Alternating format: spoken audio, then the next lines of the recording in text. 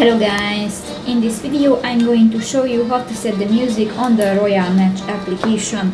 But first of all, I just want to mention, please don't forget to subscribe to our channel, because at 100,000 subscribers we are going to show you all YouTube revenue statistics and growth strategy of to make money online. So let's jump into it. First of all, open the application on your device. So that's my home screen, and you can find the home screen of the game.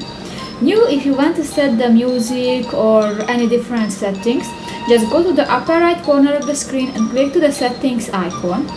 But you can find different buttons. You click that, and here you can find different options: the music, sound notifications, support, information, and others. If you want to set the music, if you want to turn off, click to the blue icon, and if you want to turn on, click that again. And that's it. So that's pretty much it for this video, guys. See you in the next one. Bye bye.